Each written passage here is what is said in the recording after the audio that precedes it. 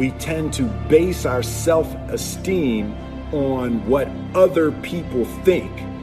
And that's not really self-esteem. Self-esteem is supposed to be how we feel about ourselves. And I was just saying how dangerous it is to allow other people to determine how you're going to feel about you.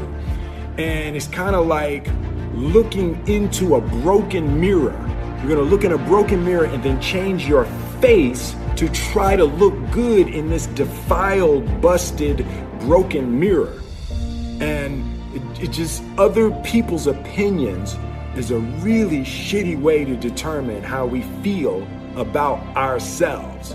You know, you're always affected by opinion, but the more opinions there are of you, the less I look at them, because I just can't live my life based upon what other people think about me. So I can't concern myself too much with what other people think. You know, it's just not healthy. I don't think I could continue to do what I do if I was constantly worrying about what somebody thought about it. If you don't know who you are, you wouldn't know how to act. Once you lock in on that identity, your brain finds a way to keep you there. If you say, you know, man, I'm overweight, I've always been overweight, I'm big boned, and that's the story you got, then you're gonna always find a way to get back there. That's your settling point. That's your identity. That's where things lock in. If you see somebody who's in really great shape, you ask them, do you work out? You know the answer. Yes, how often? And they'll tell you 3 times, 4 times, 5 times a week, whatever. In a seminar, I'll ask people, who here works out at least 5 days a week? And I'm stand up. And you look around that room, and you know that they work out 5 times a week because you can see their body. You don't just get a result without some kind of action, without some form of ritual. Ritual meaning actions you do consistently. Now, do you think those people that are out there working out 5 days a week, do they have more time than you do? Or I have, or anybody else? Of course not. Is their life less busy? Of course not. It's just a must for them. They must work out that way, and they've made that turn in their life change. They don't honor their commitment to themselves. Let me tell you what happens when you don't keep your commitment. Number one, it begins to deplete your self-esteem, and it erodes your self-image. It weakens your faith in yourself. You don't feel good when you don't keep your commitments. The other thing is that you begin to develop weak relationships with people. People begin to realize they can't depend upon you. They can't rely on you because you won't keep your word. You've established that kind of reputation. Just think, what would your life be like if you decided to keep your commitments? What will all of our lives be like if we decided to keep our commitments? That we decided to do the things that we said that we were going to do. That we wouldn't even speak it unless we were going to do it. If we decided just for a week, just see what your life can be like. Just let's do it for a commitment to make it a 7-day commitment that I won't say I will do anything unless I'm going to do it. And to that same young man that wants to be a SEAL, you know, the guys that want to be like Jocko one day, you know, what do you tell that 20-year-old that sees this thing and says, I want to go do that? Well, first of all, don't try and be like me. Be better than me. Crush me. Make me look like a baby. That's what you do. And don't talk about it. Don't mull it over. Don't plan for it. Just get after it. Get after it. Make it happen. Use your force of will to make it happen. As a human being, the strongest thing you've got is your force of will. Most people, if they really look at how they're living their life today, it's based on a set of standards, a set of beliefs that they made choices about 10, 20, 30 or more years ago. I mean, very often we made decisions in our youth or very young about what to believe, about what we were capable of, about who we are as a person, and that becomes the glass ceiling, if you will, that controls us. There's a corny metaphor, but it's true. I remember one time I was with my family at the circus, and there was a person there, and they had this big, giant elephant. And you look at this elephant, and they take this little rope, put it around the elephant's neck, and they drive this stake into the ground. And I mean, you look at this, and you know that elephant could rip down the entire tent with almost no effort. And yet, the elephant doesn't struggle, doesn't try. Why? Because the elephant's conditioned. And they take that elephant and condition the elephant when it's a baby elephant. That's how they train them. When it's a little baby elephant and it doesn't have the power yet, they put a big rope around it and they drive this huge stake in the ground, and the elephant fights and fights and fights. And one day, finally, that elephant decides, I'm not capable of pulling this out. And once that becomes the definition of an identity of anyone, an elephant in this case, they don't even try anymore. It's just who I am, that's how it is, that's just the way it is in my life. I'd like to ask you to take a look at any place you've got a limitation and ask yourself, when did I decide to accept that limitation? And you may not even see it as a limitation. You might see it as just that's who I am. But so often in our lives, we've adapted to be a certain way so that we don't fail or so that people will like us or respect us, but it's not necessarily who we are. One thing I'm the most happy about in terms of my career is the fact that I got there with the grace of God, first of all, but short of that, I got there just by working hard, not partying with the right people, not compromising myself in any way or cutting any kind of deals, just by working hard, just by plugging along, sawing wood, as I like to call it. I'm a 20-year overnight sensation.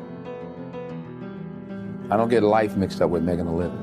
I was there for all 4 of my children being born. When the first one was born, I recognized the difference between life.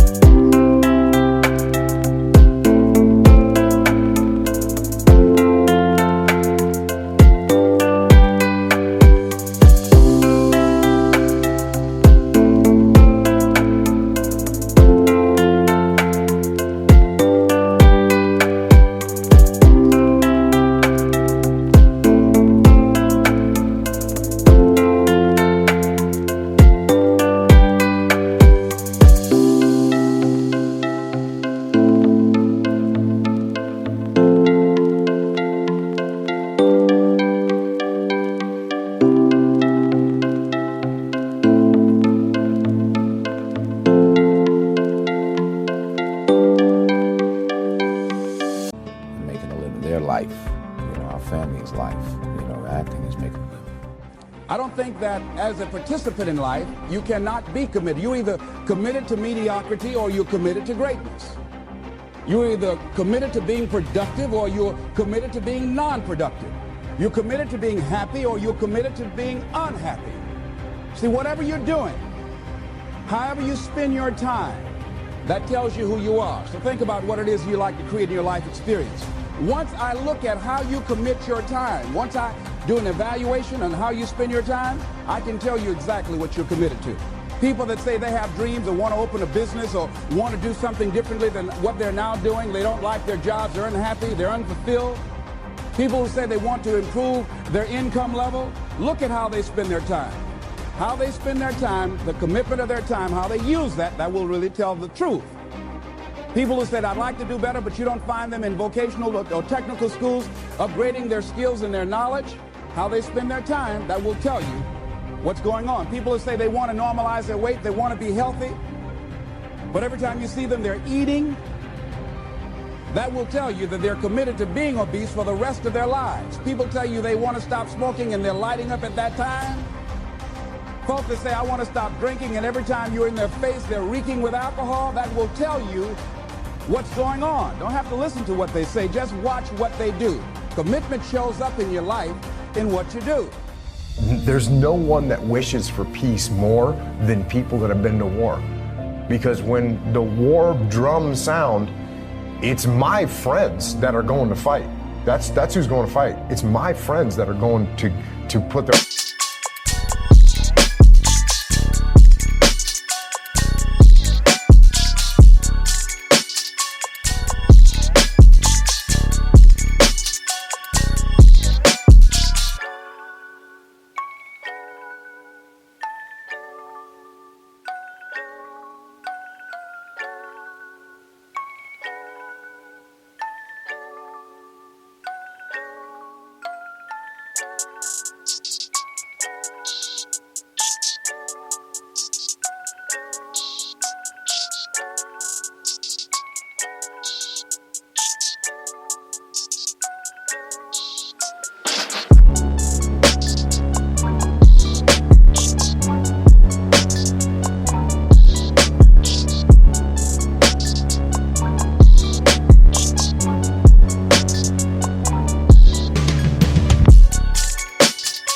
lives on the line.